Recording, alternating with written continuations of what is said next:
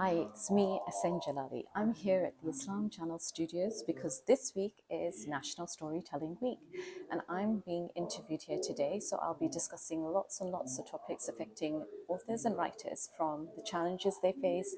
I'll be giving lots and lots of tips and advice, and I'll also be talking about how faith inspires me when it comes to my own storytelling. So make sure you watch the interview right to the end. Oh, and by the way, there's something special for you two at the end, so stay tuned for that.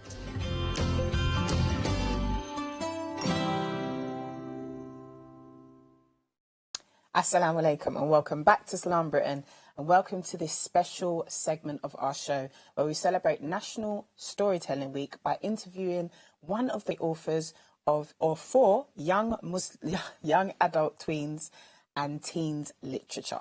Yes, and our guest today is S.N. Jalali, the author of the House of Ibn Kathir series and her recent publication, An Andalus Adventure, a young adult historical fiction about the birth of Muslim Spain.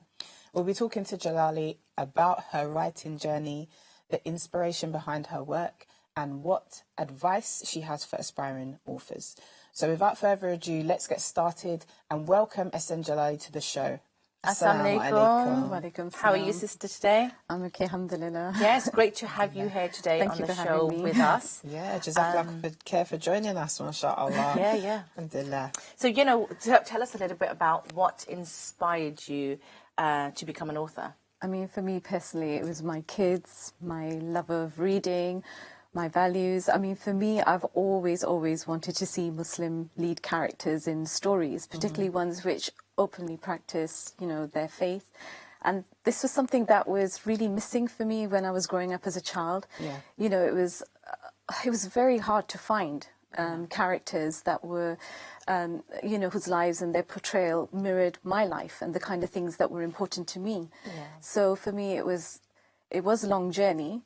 But eventually, especially as I hit adulthood and when I became a parent myself, it was just something I thought, I've gone through life like this as a child, and I didn't want to see that for my children as well. And I felt it was really important to have that kind of representation where they see, their own lives in books. Absolutely. And what an inspiration to see that was something that was missing in your childhood growing up, and you've filled that now for your children and other children, of course. Yeah. So alhamdulillah, that's actually really very interesting. It's amazing, I want to hear a little bit more about the actual books themselves, because I'm really intrigued by the title of House of Ibn Kathir. I think it's a really good title for a book, but I'd like to know how that, it sounds like it's very connected to obviously our Islam. Yes, how has your Islam really kind of like influenced your writing? I mean, Islam, when you look at the example of the Qur'an, it's the greatest book of guidance. And if you look at the Qur'an, a third of it constitutes stories. Allah subhanahu wa ta'ala says in Surah Yusuf, O Muhammad, by revealing the Qur'an to you, we narrate to you in the best manner the stories of the past, although before this narration you were utterly unaware of them. So when you look at the tafsir scholars, what they point out is that Allah subhanahu wa ta'ala, He chose the most ideal stories and He relates them to us in the best manner or in the ideal way. And for me personally, that's the power of storytelling, because I feel whenever I see stories that the way that I connect to them, they have a way of triggering self-reflection. They can create spiritual awakening. They can actually help you, give you guidance in terms of who you are as a person, how you relate in the world that we live in, and it can really give you something to really think hard about. And I think that's what I wanted to. That's where, for me, my books are all about. Is to have that kind of outlet where children would have access to be able to learn about their faith. It's a way of preserving knowledge and sort of in a passive way for them to learn about it. It's also about a way of preserving our amazing rich heritage and our history. Yeah. And stories are it's just one of those things that I think just universally they have a power to affect people, I think. Yeah. So that's why, for me personally, I mean, I know you picked up on the title, Ibn Kathir. I know every adult, whenever they've come across it, they say, is this a tafsir? What is it? No, it's not a tafsir. But what it is, for example, in this particular series, it's a boarding school adventure. And schools are something that kids would relate to. They understand. Maybe some not quite with boarding schools, but what they do know of boarding schools is that especially because if you look at the Harry Potter books, or if you look at Mallory Towers, which is where I took the inspiration from, they have houses in the boarding school systems. So I thought that imagine if you had a Muslim boarding school, which is what the series is about. It's about a Muslim boarding school. Well, if they had houses, who would they be named after? So they would be, in my mind, I was thinking, well, imagine if they were named after the Islamic scholars. Yes. Because otherwise, how would you teach that concept to a child? How would you explain that these amazing figures were they have such important roles in terms of preserving our deen? How do you teach that to a child? How do you even get them to be interested in it? So if you put it into this kind of context, it actually becomes quite fun, and they learn in a very passive, fun way. And hopefully it's an introduction into them learning about Ibn Kathir, and maybe as they become adults, actually venturing out to study these amazing scholars and the works that they left behind. True say. I mean, you know, with Ibn Kathir, you know, these kind of names, these kind of giant scholars, you know, you're incorporating them with your writing and your books, and I know you kind of touched on the importance of storytelling. Yes. But you know, just if you could elaborate a little bit more on the importance of storytelling, and you know how you can incorporate cultures with that as well. I mean, traditionally, whenever people think of storytelling, and I think sometimes there's a tendency with some not to take it seriously, purely because they may think, and of course, stories, you know, stories they bring joy to the reader. It's a form of fun, entertainment. Absolutely. But actually, more importantly, it's an outlet for being able to have empathy. It can create empathy. It can create understanding. It can create the ability for a person to step into someone else's shoes and to be able to see through someone else's eyes. So it actually enlightens the reader. It can enlighten the reader into a certain awakening by which they begin to start looking at individual lives and different cultural, you know, across cultures as well, in a different way. They begin to appreciate the similarities or the differences, or they begin to connect. Even specifically for Islamic literature, for example, it can actually create a powerful spiritual awareness. So they can try, or they would want to make better versions of themselves through their faith, taking inspiration from their faith. And then for me, I think that's the thing with storytelling, that it's something that is so versatile, and it has so much scope to do so much good with it, provided the book is written in a good way, in a constructive way, in a way that will actually lead to some kind of positive result at the end of it. So definitely. It's true, isn't it? Because storytelling is something that's really existed since, you know, the beginning of mankind. Because you touched on it earlier when you said that, you know, Allah is the best storyteller, and the Qur'an has the best stories in it, especially in terms of us developing our character and, you know, the attributes that we're supposed to carry as Muslims. But going back to what I just said about, you know, storytelling existing from the beginning of time, Adam, if it wasn't for Adam alayhi salam passing down those stories into the next generations, subhanallah, you know, a lot of this is a technique, this is something that people use now and don't necessarily attribute it back that far, you know, how far it's come as a technique of us, you know, becoming understanding within each culture. I think now we're in a time where there's a lot of speakers, and there's a lot of people, you know, out on the stage, and they're you know, sharing what they need to share, and it's a very widely used technique. But in terms of within the community, how important do you think it is to kind of encourage this aspect of storytelling? I think it's very important, because I think you mentioned a little bit about it, that I actually look at it now. We live in a visual storytelling age, because there's so many avenues, whether it's through social medias, you know, you've got the reels and the videos, and you've got audio books as well. There's so many different ways by which you can access stories or storytelling. And but for me personally, it comes back to the good old book. You know, for me, I personally feel that books are something that they shouldn't be overlooked, but rather encouraged still, because as I said, as well as the aspect of all the good that I've mentioned that it can bring, we forget the literacy skills, the writing aspect of it, and I think that's one of the skills that we need to preserve. It's the only way to improve your literacy skills, in my personal opinion, is through reading. And I think children, you know, when you look at a book, it's not just story, it is a bank of delicious vocabulary with the most fantastic descriptions or scope for descriptions. It is some of the most thought-provoking content. And it's just something that, you know, for me personally, I couldn't give up. And I just feel that, I know we live in this kind of age where everything is very, very visual. But again, like, as I said, if you really, really, and especially if you are an aspiring author, or if you're a child who really wants to polish up on their writing, really improve, do really well in your GCSEs or A-levels or whatever it is, or take it into degree level, you've really got to read books, because it's something different when you actually look at the words jumping out of the page, the way your mind processes it. I know for me personally, when I hear an audiobook, it's not necessarily the same way as if I see the words in front of me. Certainly your spellings get better, and like I said, your general literacy skills in terms of how you construct sentences, picking out language features, as something as simple as that. I think it's very important that something like that should be preserved and encouraged, especially with children. I definitely 100%. You know, with the, of course, when you're reading, it does improve on all these things about your sentence structuring and your vocabulary and all of these things. But you know, also children have this natural ability when they're young. Whatever you're telling them, you know, they have.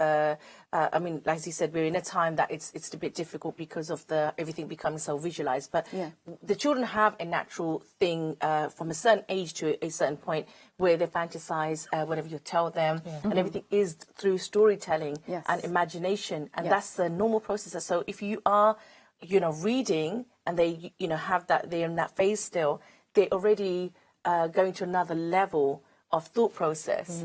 I think we still do that as adults, though. Really, even as I feel like, but I feel like should continue as well into adulthood. But it is something that, you know, it is from children. It is well, you said the prominent, habits. You said the habits from childhood, and it's something that will hopefully then run through right into their adulthood. So I think definitely, as parents, there's lots that you can do. Taking the children to the library, read out loud with them.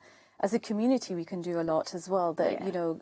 Create book clubs for children, you know, get a library set up in your mosque. So there's lots of things that we can, ideas there are lots of things that we can do to encourage reading amongst children. But I think it's a powerful tool. I think it's definitely, sorry to interrupt. I think it's definitely a powerful tool, especially now, you know, where we're in a time where, you know, there's so much happening on social media, and you can see that people are getting more and more understanding culturally, you know, of different aspects of how people live and what's going on in this country and with this part of the world. And, you know, I think storytelling is key. I'd like you to, you know, maybe share how much you think it influences us in being able to understand each other culturally. I think, you know, storytelling that is the key thing, that many of the stories ultimately, you know, I'm sure everyone's heard of this expression, they say everybody has a good book in them. It's about the fact that as individuals we have a life, we have an existence, and imagine if you were to pen that down, somebody was to read it, then that gives them a whole insight into what it means to be you as an individual.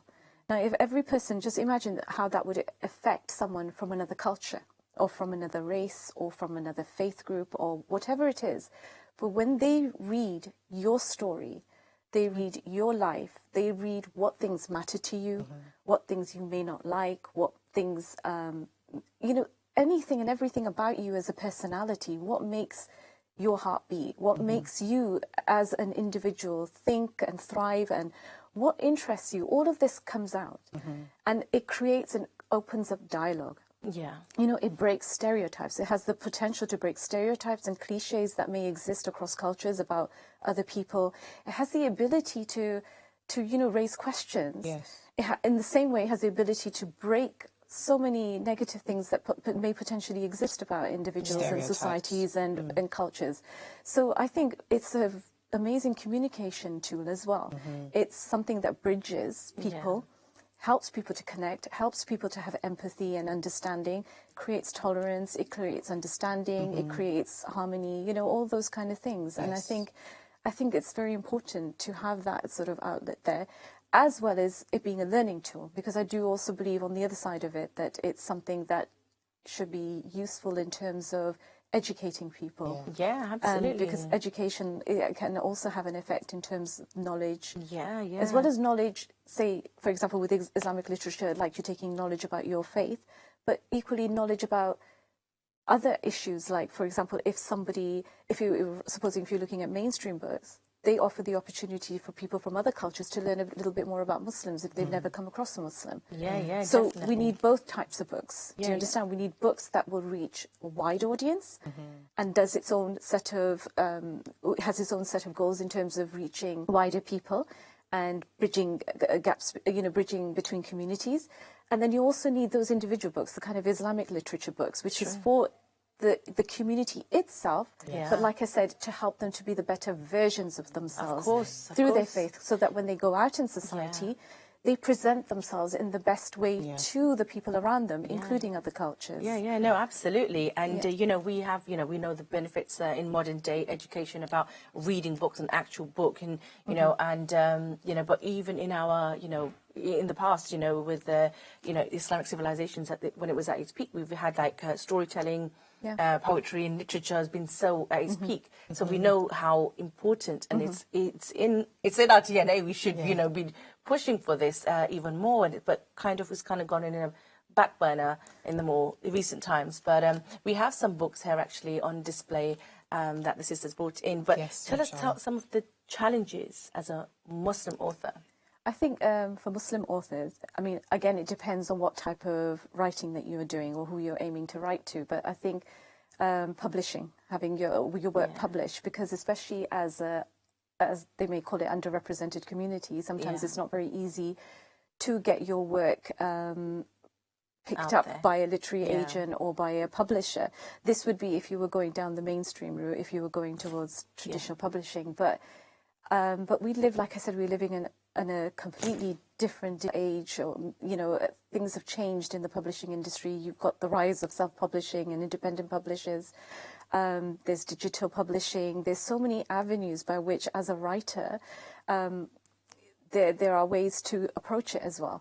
You can try and overcome some of those challenges, because I think one of the other problems as well with a Muslim author, again, depending if it's your aim to write to mainstream market, mainstream audience, because you want to help and lead to a better understanding of other communities about the Muslim community, then the route that you would be looking for possibly would be the mainstream. And again, like I said, the problem with that is obviously being recognized and picked up to be able to do that. But with self-publishing, it opens up any avenue. You can focus on books that are going to be beneficial for the Muslim community specifically, so Islamic fiction, or it could be that type of book that appeals to a wider audience, mainstream. The problem with traditional publishers or mainstream publishers is that they will not do Islamic fictions. So for them, they are specifically looking for books that will, which is, you know, obviously because they're reaching out to mainstream, they want universal values. So although you have Muslim characters with Muslim names, the gist of like the Muslim experience, but it doesn't give the whole experience, just enough to give a greater understanding to communities across the board. But as a parent, and I know for me specifically speaking, I needed something that was going to teach my children Islam in a bit more detail, certainly create that kind of identity in them where they felt proud and confident, and to be able to then go out to be the best examples to other people in the community. So that would mean you would have to be a bit more detailed in the way the characters are, in terms of how they openly express their practice of their faith, and how their commitment, and overcoming some of the difficulties that they may face, just like any other person, but it's more geared towards in terms of our faith and developing. So just quickly, because we've got like about a minute before we have to wrap up the interview, less than a minute actually. So I just wanted to quickly ask you, what would you advise to maybe aspiring writers quickly, how they can maybe write, the best story, what kind of elements do they need to use in putting their stories together? They have to, I mean, they need to decide who they're going to write for. They need to decide, ask lots and lots of questions. They need to do their best, be brave, be committed to their work, be, committed to their vision as well of whatever they set out to do and whoever they were writing for. And they should also make sure your work is, if you go, make sure it's well written, make sure it's produced in the highest possible way, in the best, because ultimately when it goes out, and you want to have the maximum impact on the reader. So you have to look at everything from the way it's written to how it's put together, to the plot, to the characters, morals, the messages within the story. It all has to tie in together. So as a writer, it's a long haul. I'm not going to say it's a journey that's quick and fast. It shouldn't be, really. If you do it well, then it does take time, and then there's lots of things to think about, but to do justice to it and feel that at the end you've produced a piece of literature that is going to have an ultimate, you want it to go into the hands of people that they will start the book and finish it and enjoy it and learn something from it. Then it begins with asking those questions. What is it you want to achieve? What is it you want to do? Who are you writing for? What's the end goal? Wow, that was so informative. And I'm so grateful for that. Thank you so much. Very inspiring. You're very, very inspiring. We have some amazing books here on display for the viewers as well to see. And inshallah, we hope we'll see you again. But thank you so much for joining me and Amina on the couch today. Thank you for having me. It's been great. Thank you so much. And well, that's a wrap for the interview. But before you go, in keeping with the theme of storytelling, I have a beautiful story for you about Halima as-Sadiya radhiyallahu anha. So make sure you subscribe, turn on your notification, and watch the next video about the wetness of the Prophet sallallahu alaihi wasallam.